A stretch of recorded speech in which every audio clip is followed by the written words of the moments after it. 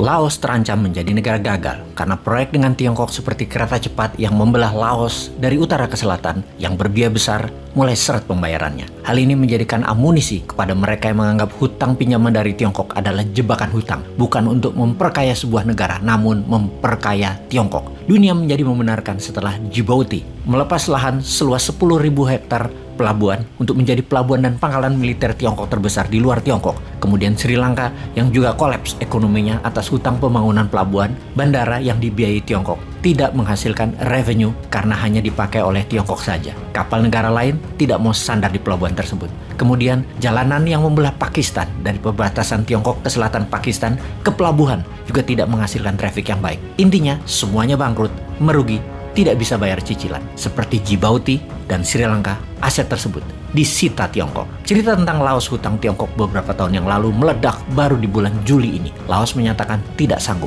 default. Ini menjadikan amunisi bagi pengkritik China debt trap diplomasi dalam tanda kutip yang dengan lantang mengatakan, "Tuh kan, gue bilang juga apa?" Dapat dipastikan, ke depan proyek Tiongkok di Laos diambil alih Tiongkok selama 50 tahun ke depan. Laos tidak perlu membayar cicilan dan pokok, namun selama 50 tahun dikelola Tiongkok aset-aset pembangunan tersebut, salah satunya kereta cepat di Laos, diambil Tiongkok. Pastinya, Laos memiliki hutang 14,5 billion dolar. Kecil memang kalau dalam ukuran dagang, namun Laos bukan negara eksportir kelas dunia. Hutang yang bernilai 14,5 billion cukup membuat ekonomi Laos terganggu karena 14,5 billion adalah 88% dari nilai GDP negara Laos. Dan itu hutang jadi besar sekali nilainya. Sudah kategori berbahaya. Ini yang membuat pengkritik debt trap Tiongkok selalu mengingatkan, Tiongkok memang menarget negara yang tidak mampu bayar untuk membuat atau membangun hal yang kurang terlalu dibutuhkan negara tersebut, namun memiliki pengaruh politik atas pejabat yang berkuasa agar terlihat keren dan terlihat membangun. Kembali ke Laos, proyek kereta api dari ibu kota Laos, Vientiane, ke kota di Tiongkok, Kunming,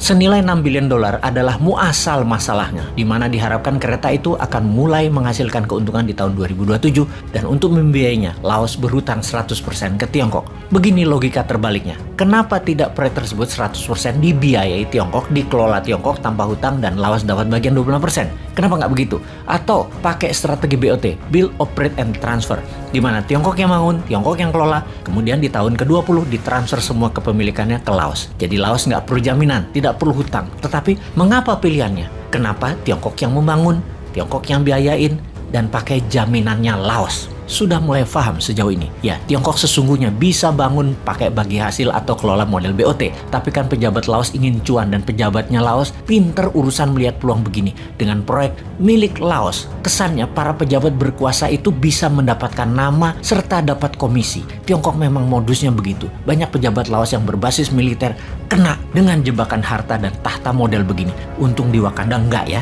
Dalam sebuah studi dari Nikkei ASEAN Review, proyek ini sesungguhnya tidak menguntungkan. Mahal biaya transport tersebut di atas kemampuan bayar rakyat Laos. Kemudian cara bayarnya yang aneh, bukan berdasarkan omset kereta tersebut, namun dicicil lunas hingga tahun 2025. Hal ini yang membuat lumpuh uang beredar di Laos. Hanya untuk bayarin hutang proyek tersebut, Laos kering uangnya. Akibat cash tunai terbatas, impor kebutuhan utama Laos akan BBM dan pangan terganggu, menjadi Laos saat ini inflasi meningkat tinggi sekali hingga 13%, terburuk dalam 20 tahun ini, dan mata uang Laos, KIPS, terdevaluasi 40% dalam setahun ini. Tahun lalu, 1 dolar adalah 9.400 KIPS. Sekarang 1 dolar 15.000 KIPS.